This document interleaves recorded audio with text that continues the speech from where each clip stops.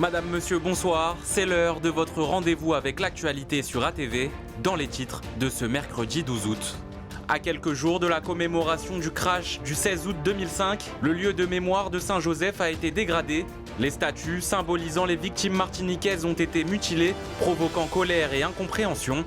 Et on en parle dès le début de cette édition. Face à l'insécurité qui gangrène Haïti, la coopération militaire avec la France se poursuit.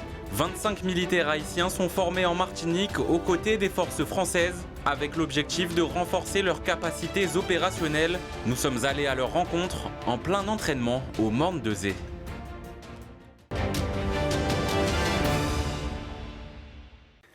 Des visages, des noms, une histoire tragique gravée dans la pierre.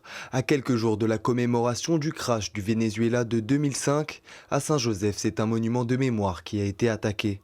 La stèle érigée en hommage aux victimes du crash a été vandalisée vendredi dernier, un acte qui provoque colère et indignation chez les habitants. Castou, on ne sait pas pourquoi. Qu'est-ce que les gens gagnent? Je ne sais pas.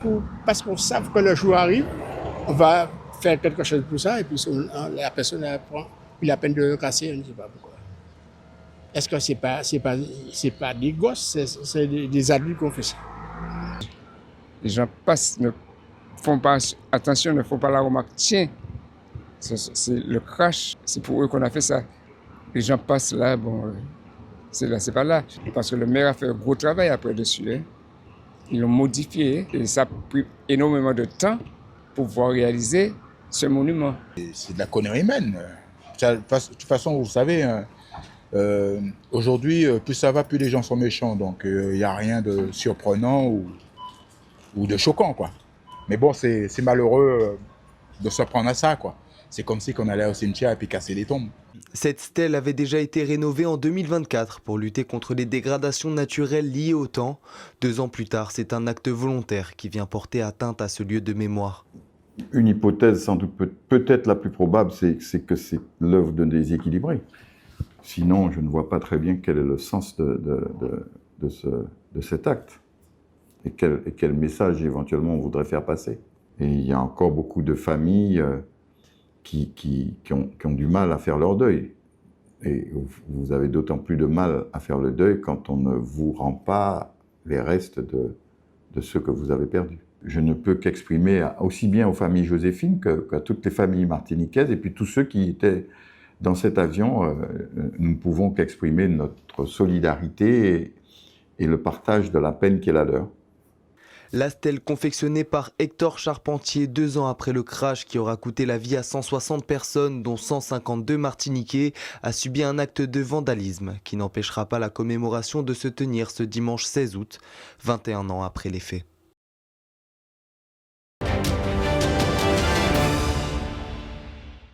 Trois hommes ont été condamnés par la justice martiniquaise dans des affaires distinctes, avec à chaque fois une peine d'emprisonnement et des interdictions liées notamment au port d'armes.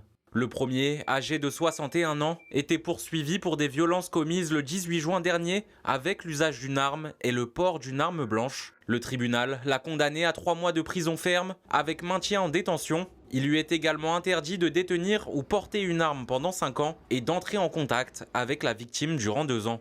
Autre affaire, celle d'un jeune homme né en août 2007, reconnu coupable de violences conjugales et familiales, ainsi que d'une violation de domicile. Il écope de 3 ans d'emprisonnement, dont 18 mois assortis d'un sursis probatoire pendant 2 ans. Il devra notamment suivre des soins et travailler, tout en respectant les interdictions de contact avec les victimes et de se rendre à leur domicile. Une interdiction de détenir ou porter une arme lui a également été imposée pour 10 ans. Enfin, un homme de 35 ans qui contestait les faits a été condamné à 12 mois de prison pour un vol aggravé commis en récidive à Schellcher le 28 juillet dernier. Il est lui aussi maintenu en détention et ne pourra ni détenir ou porter une arme soumise à autorisation, ni entrer en contact avec la victime pendant 3 ans.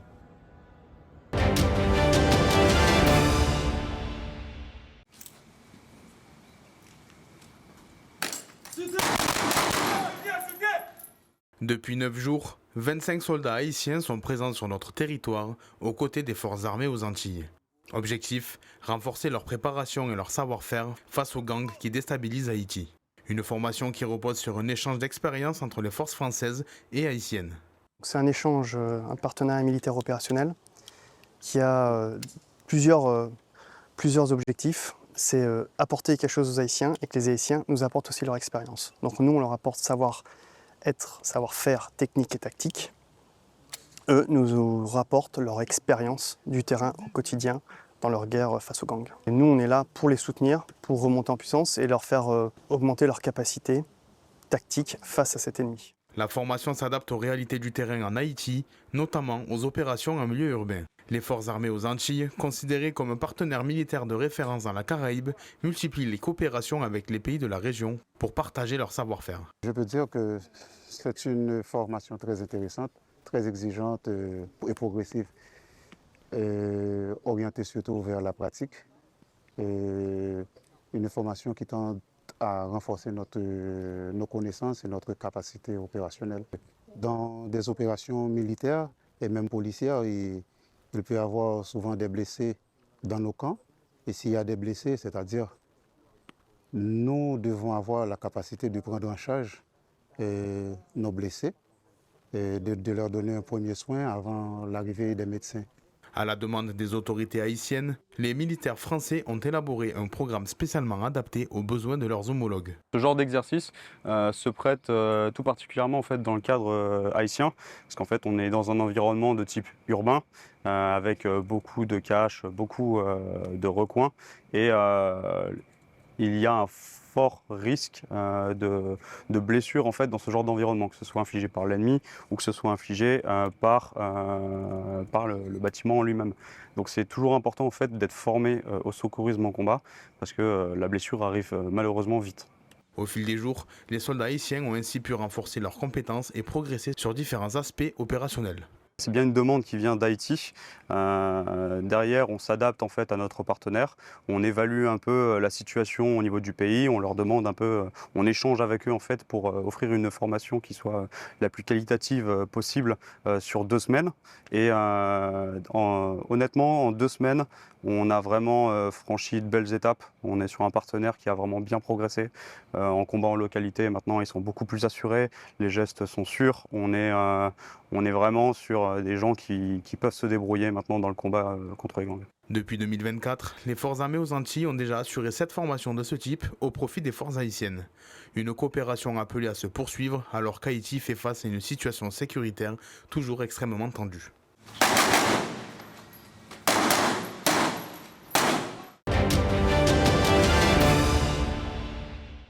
Après l'épisode de brume de sable qui avait placé le territoire en alerte à la pollution, la qualité de l'air s'est améliorée. Les pluies de ces dernières heures ont favorisé la dispersion des particules fines présentes dans l'atmosphère. La brume de poussière s'est également dissipée temporairement, entraînant la baisse des concentrations. Ce mercredi, Madininer prévoit ainsi un indice atmo moyen sur l'ensemble du territoire. Mais cette amélioration pourrait être temporaire. Selon les prévisions, une nouvelle brume de poussière désertique pourrait concerner la Martinique dès demain. Les concentrations en particules fines pourraient alors repartir à la hausse et se rapprocher du seuil sanitaire de 50 microgrammes par mètre cube. Madininer prévoit donc pour demain un indice atmo mauvais sur l'ensemble des communes de l'île, une évolution qui reste liée aux conditions météorologiques attendues dans les prochaines heures.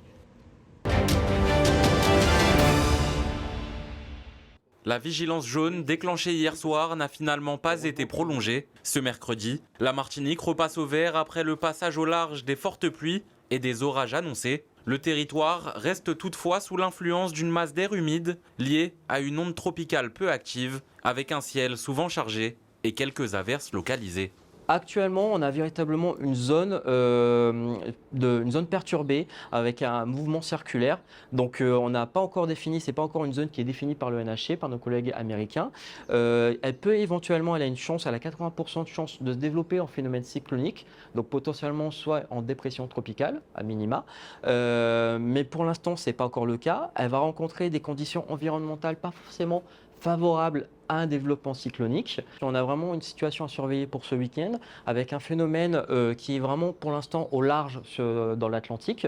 Donc une zone qu'on surveille possiblement qui va nous concerner pour la journée de samedi, notamment sur la Martinique, qui va au minima apporter une dégradation pluvieuse sur notre territoire. Donc on surveille ce phénomène. Pour l'instant, on partirait sur un phénomène, sur un scénario majoritaire, que ce serait une onde tropicale apportant beaucoup de pluie, mais nos services surveillent attentivement ce phénomène qui peut éventuellement se renforcer dans les jours à venir.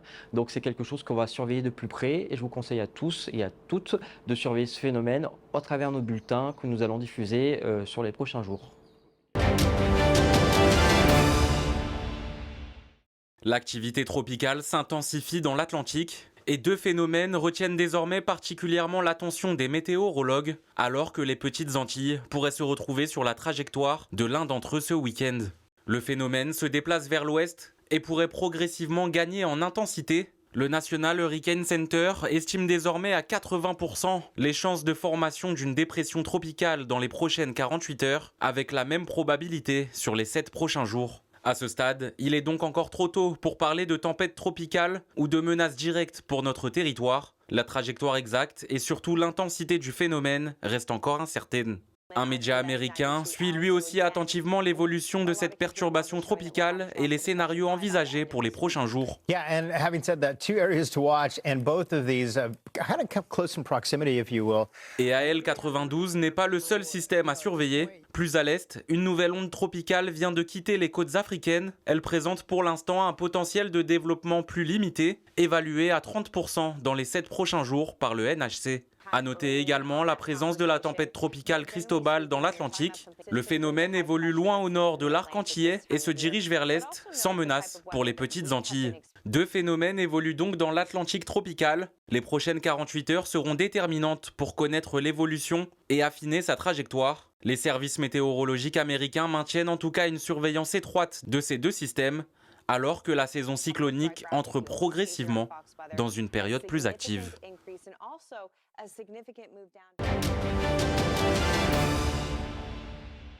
Bonsoir Sam. Bonsoir Ryan. Merci d'avoir accepté notre invitation. Tu es animateur en astronomie. Avant qu'on commence cet échange, est-ce que tu peux nous expliquer ce que tu fais et en quoi consiste IPIS ? Alors, IPIS, en soi, c'est de la vulgarisation scientifique. Donc, en gros, je rends tout ce qui est compliqué simple à comprendre et ludique, pour le coup. Donc, c'est une société que j'ai créée moi-même. Donc, je me suis inspiré, bien sûr, de One Piece, parce que je suis fan de One Piece. Et la traduction de IPIS en français, c'est oculaire. Donc, oculaire, en gros, c'est le petit objectif, qu'on appelle objectif en langage photo.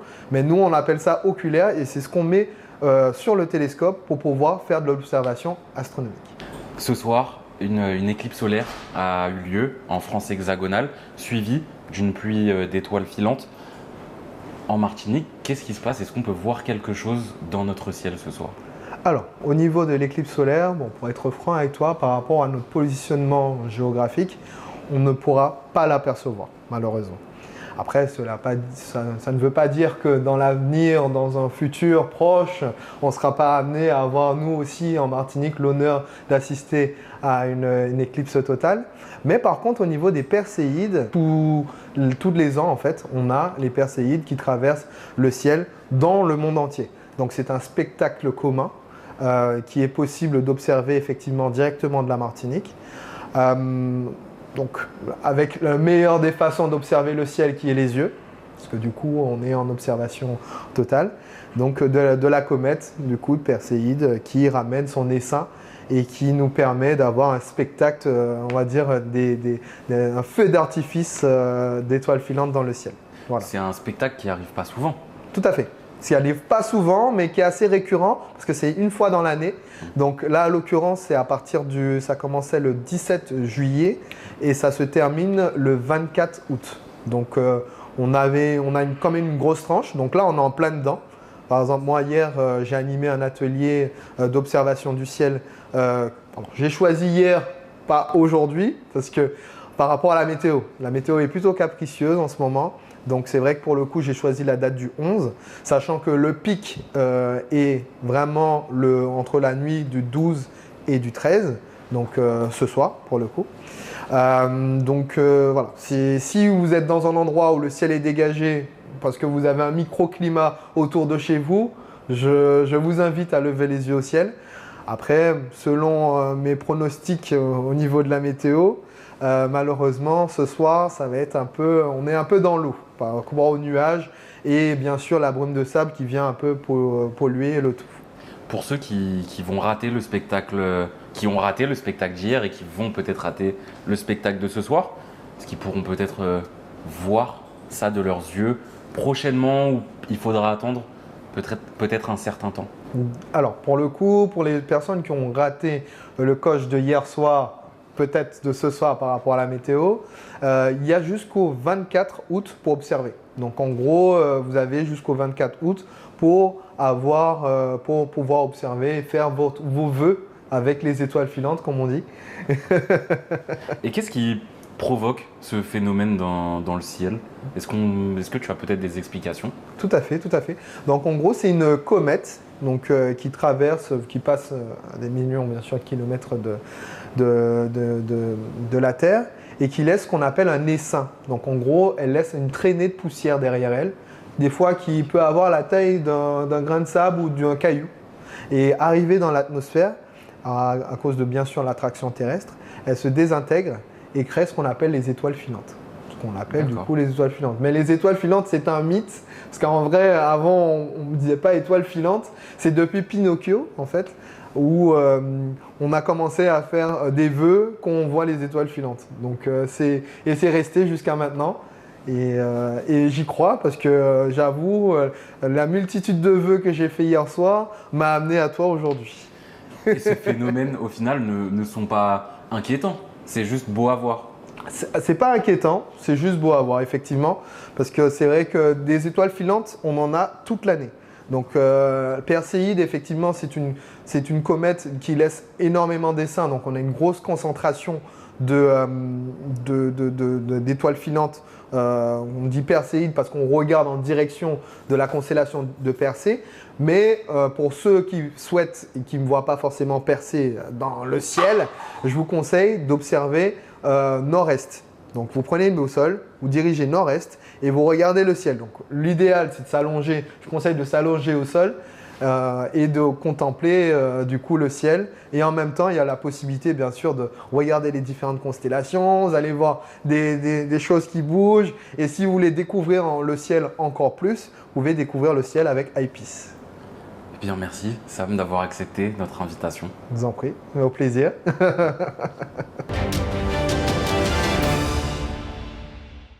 Elles sont près de 130 à avoir fait le déplacement au Vietnam pour tenter de décrocher la couronne de Miss World. Une 75e édition anniversaire qui réunit des candidates venues du monde entier. Parmi elles, Laurence Fibleuil porte les couleurs de notre territoire. Notre Miss World Martinique 2026, âgée de 24 ans, a rejoint le Vietnam pour débuter cette aventure internationale et défendre notamment son message en faveur de l'inclusion. Et aujourd'hui, les candidates ont officiellement fait leur entrée dans la compétition avec la traditionnelle cérémonie de présentation. C'est un moment vraiment super intéressant et de voir un peu l'accueil très chaleureux des Vietnamiens qui étaient très enthousiastes à nous rencontrer. C'était un moment super fort pour moi. Et puis de représenter la Martinique, j'ai eu un peu les larmes aux yeux avant de monter sur scène. Et j'ai vraiment passé un très bon moment. Je pense que je ne réalise pas encore, pour être honnête, je ne réalise pas encore. Nous avions une vue incroyable sur Ngo Bai, une ville très connue au Vietnam. Et j'étais debout et je regardais, je me suis dit, Laurence, tu es au Vietnam et tu représentes la Martinique à Miss Monde. C'est le rêve de tant de femmes sur cette terre. Et je pense que je ne réalise pas encore. J'essaye de prendre l'aventure au sérieux, mais de ne pas trop me prendre au sérieux, histoire de ne pas avoir trop de stress. Donc je pense qu'il y a un peu de déréalisation et que j'ai réalisé ce soir avant de monter sur scène avec tout le bruit, les lumières, vraiment l'ambiance d'élection. Ça avait vraiment une ambiance d'élection pour moi. À ce moment-là, j'ai failli pleurer. Les émotions, chills on my skin. J'étais vraiment très émue.